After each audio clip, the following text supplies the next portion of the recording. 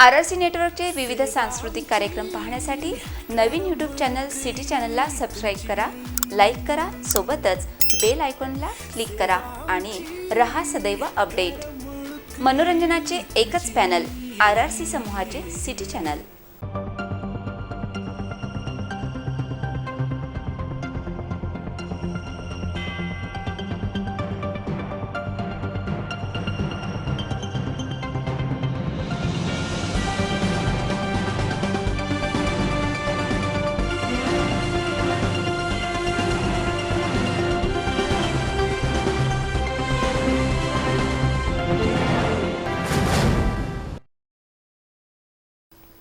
नमस्कार, RRC news के हिंदी समाचार बुलेटिन में आपका हार्दिक स्वागत है। सबसे पहले एक नजर आज की सुर्खियों पर।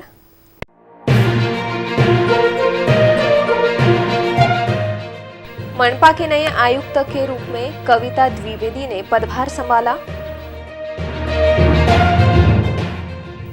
शिक्षण विभाग के कागजात खाक, आग को लेकर संदेह।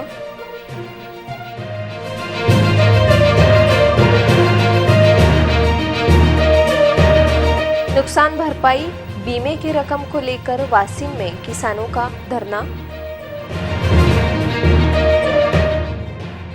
आंगनवाड़ी सेविकाओं का कई मांगों को लेकर प्रदर्शन।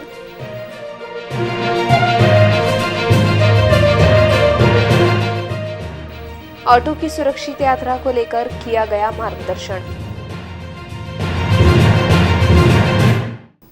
अब समाचार विस्तार से। अकोला महानगर पालिका की नई आयुक्त के रूप में गुरुवार को कविता द्विवेदी ने अपना पदभार संभाला। कई दिनों के बाद महानगर पालिका को आयुक्त मिलने के बाद शहर विकास के रास्ते खुल गए हैं। अकोला महानगर पालिका की नवनियुक्त आयुक्त के रूप में कविता द्विवेदी ने गुरुवार को अपना पदभार संभाला, जिसके कारण अब महानगर पालिका के कामकाज में गति आने की संभावना बढ़ गई है।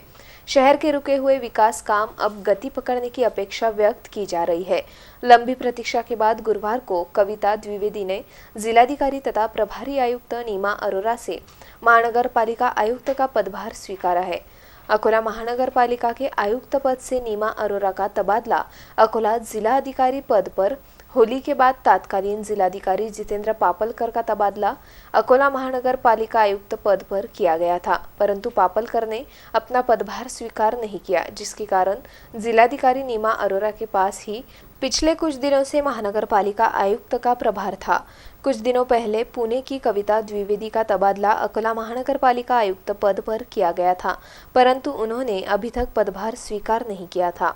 गुरुवार 16 सितंबर को कविता द्विवेदी ने मनपा आयुक्त पद का पदभार स्वीकारा। मनपा को अब स्वतंत्र आयुक्त मिलने के बाद शहर के विकास में गति आ सकती है, इस प्रकार की अपेक्षा नागरिक व्यक्त कर रहे हैं। अकोला तहसील कार्यालय के पास स्थित शिक्षणाधिकारी कार्यालय के पास क्वार्टर में अचानक आग लगने की घटना हुई है, जिसमें शिक्षण विभाग के दस्तावेज और कागजात जलकर खाक हो गए, जबकि इस क्वार्टर में बिजली कनेक्शन नहीं था। अकोला के माध्यमिक शिक्षणाधिकारी पद पर डॉक्टर सुचिता पाटेकर ने बुधवार 15 सितंबर को अपना पदभार संभाला। उनके पद संभालने के बाद शिक्षणाधिकारी कार्यालय से कुछ दूरी पर स्थित एक क्वार्टर में रिकॉर्ड तथा फाइलों में आग लग गई। इसमें 30 साल पुराने रिकॉर्ड जलकर खाक हो गए। महानगर पालिका के दमकल विभाग के कर्मचारियों ने इस आग पर काबू पाया। शिक्षणाधिकारी डॉक्टर पाटेकर के पद संभालते ही क्वार्टर में आग लगी, इसको लेकर चर्चाएं शुरू हो गई है। शिक्षणाधिकारी कार्यालय से कुछ दूरी पर हनुमान जी का मंदिर है। इस मंदिर के समीप एक पुराना क्वार्टर है। शिक्षणाधिकारी कार्यालय के कुछ कागजात तथा फाइलें बारिश में भीग गई थी, इसलिए कागजात और फाइलों को इस क्वार्टर के एक रूम में रखा गया था। मंदिर के समीप कुछ युवा जुआ खेलते हैं, साथ ही सिगरेट शराब भी पीते हैं।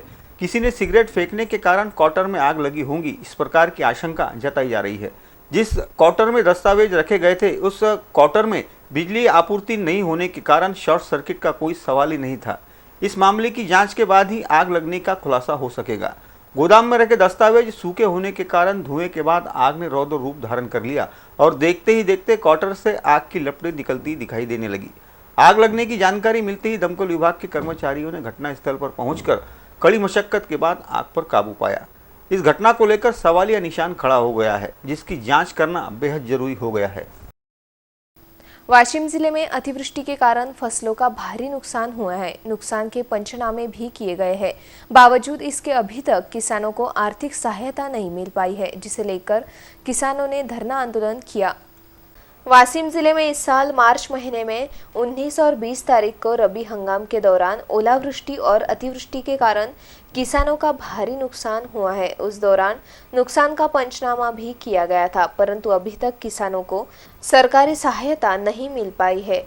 उसी प्रकार पिछले खरीफ हंगाम में फसल बीमा भरने के बाद भी किसानों को अभी तक बीमे की रकम नहीं मिली है, जिसे तुरंत दी जाए। इस मांग को लेकर भूमिपुत्र शेतकरी संगठन की ओर से वाशिम जिला अधिकारी कार्यालय के सामने धरना आंदोलन किया गया।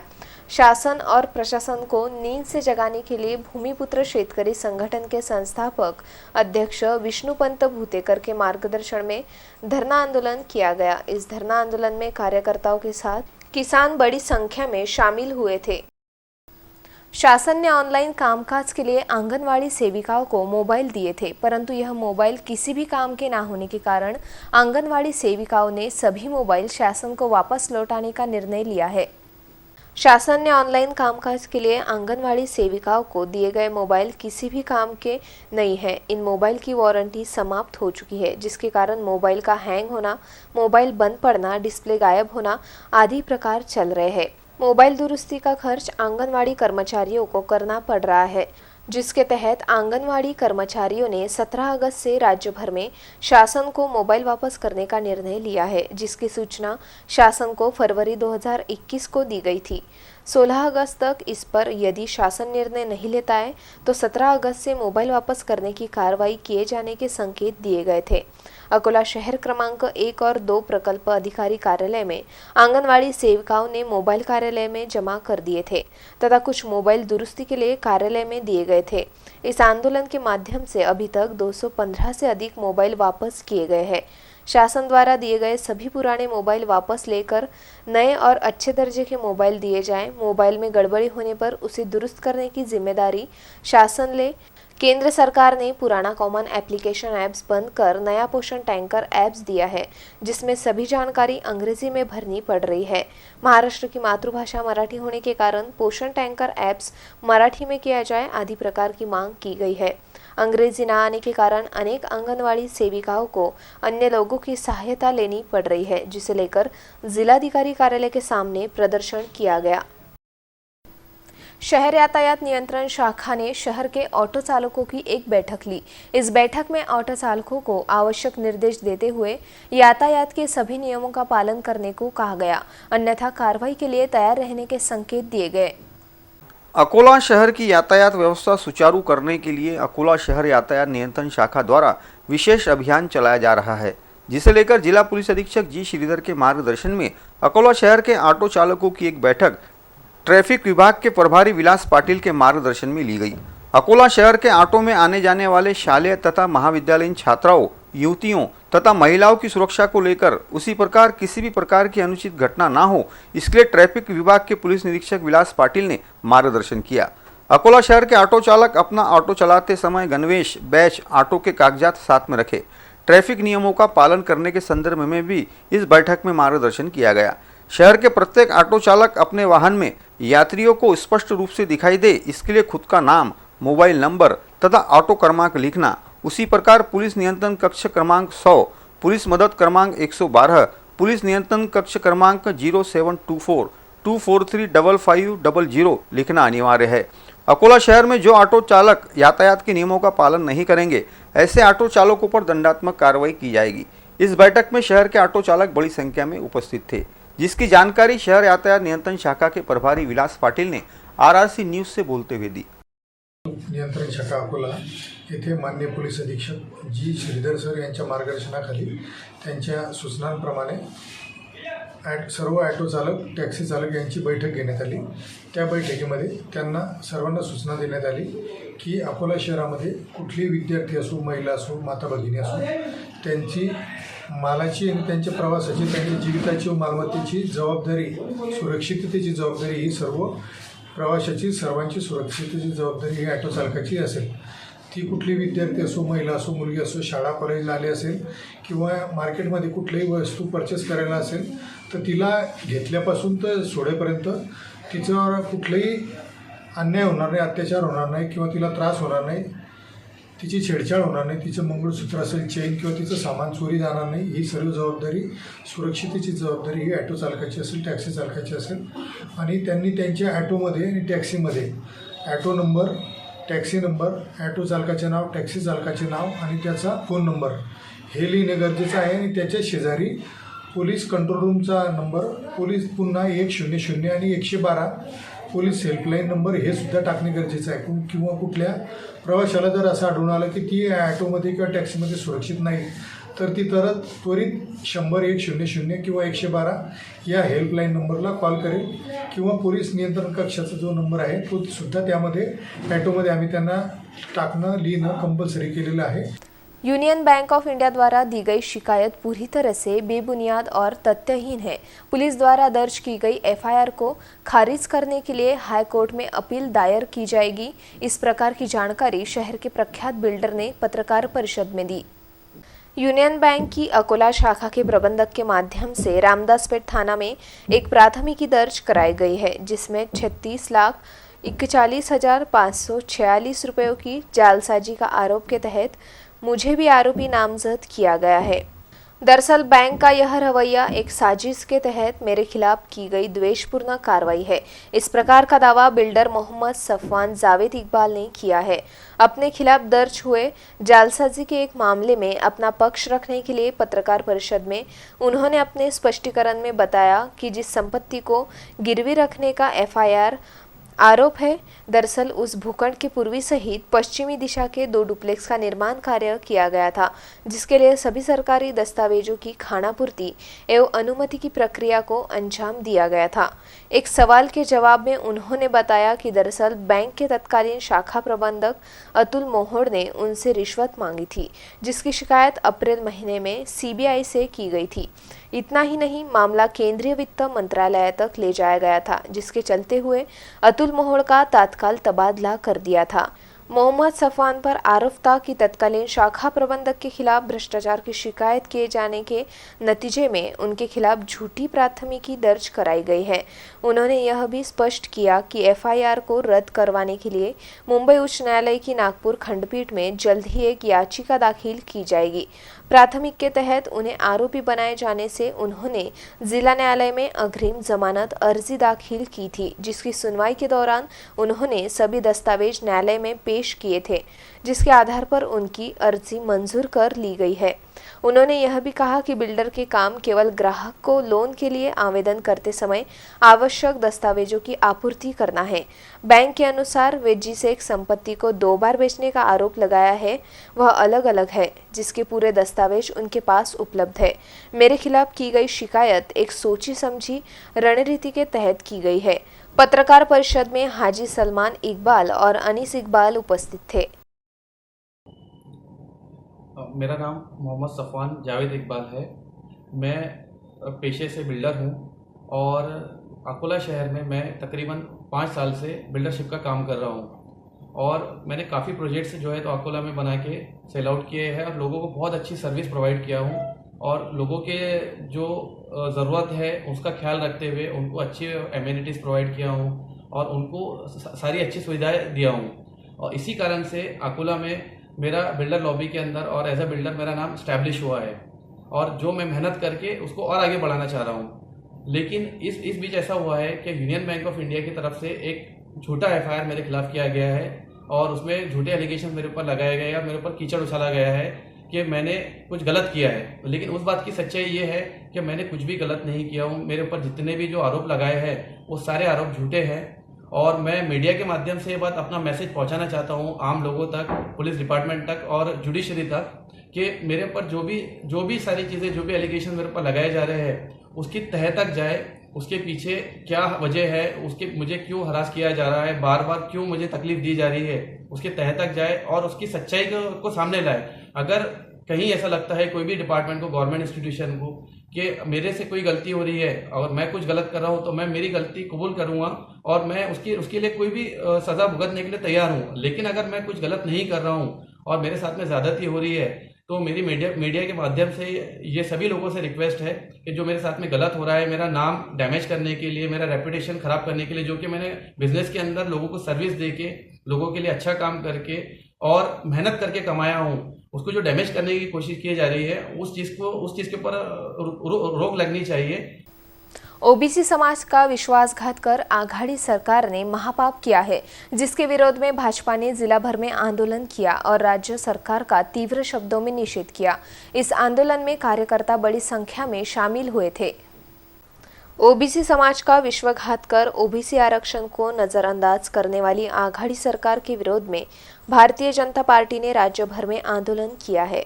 आघाड़ी सरकार में सर्वोच्च न्यायालय में ओबीसी आरक्षण का पक्ष रखने के लिए वकील ही नहीं दिया गया है। इस प्रकार के कांग्रेस प्रदेश अध्यक्ष नाना पटोले के आरोप पर मुख्यमंत्री उद्धव ठाकरे और राष्ट्रवादी कांग्रेस के ज्येष्ठ नेता शरद पवार उत्तर दे, इस प्रकार की मांग अकोला जिला भाजपा अध्यक्ष एवं विधायक रणधीर सावरकर, महानगर अध्यक्ष विजय अग्रवाल ने की है।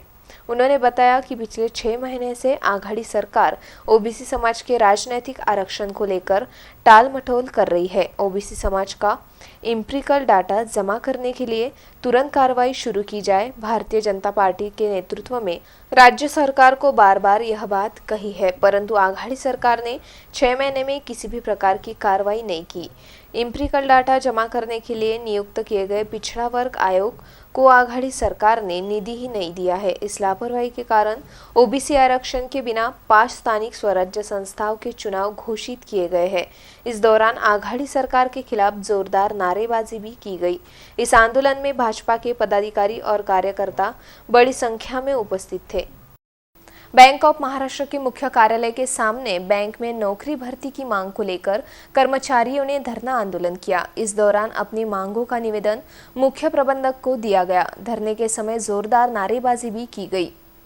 बैंक ऑफ महाराष्ट्र आंचलिक कार्यालय के सामने बैंकों में नौकर भर्ती की मांग को लेकर महाबैंक कर्मचारियों की ओर से धरना आंदोलन किया गया। उसके बाद अंचल प्रबंधक को नौकर भर्ती की मांग का निवेदन सौंपा गया।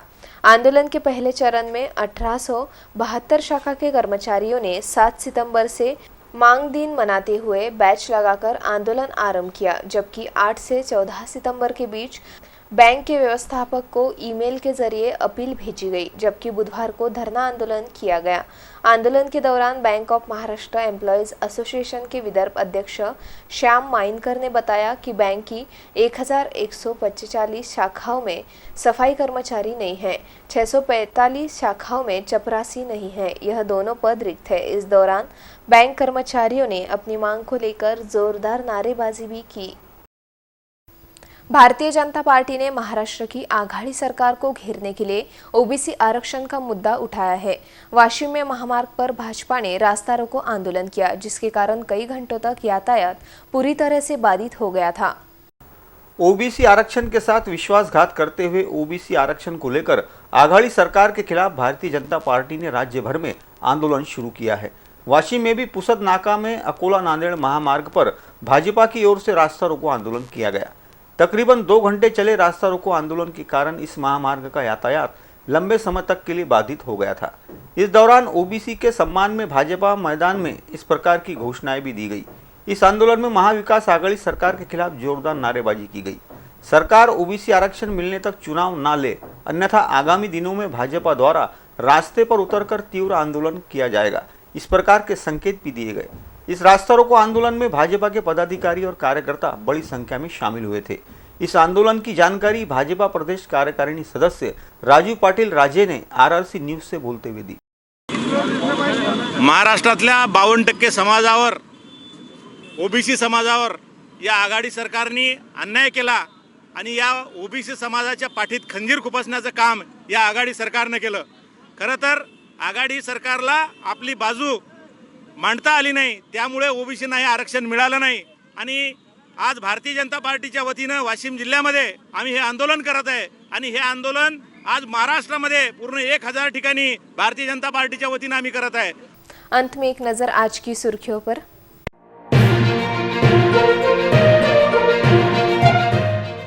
मनपा के नए आयुक्त के रूप में कविता द्विवेदी ने पदभार संभाला। शिक्षण विभाग के कागजात खाक, आग को लेकर संदेह।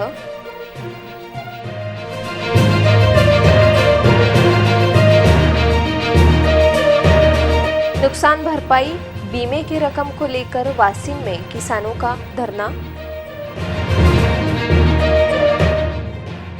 आंगनवाड़ी सेविकाओं का कई मांगों को लेकर प्रदर्शन।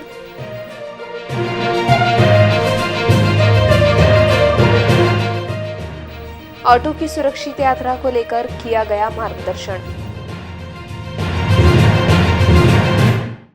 फिर मिलेंगे शहर की ताजा जानकारी तथा महत्वपूर्ण घटनाओं के साथ। नमस्कार।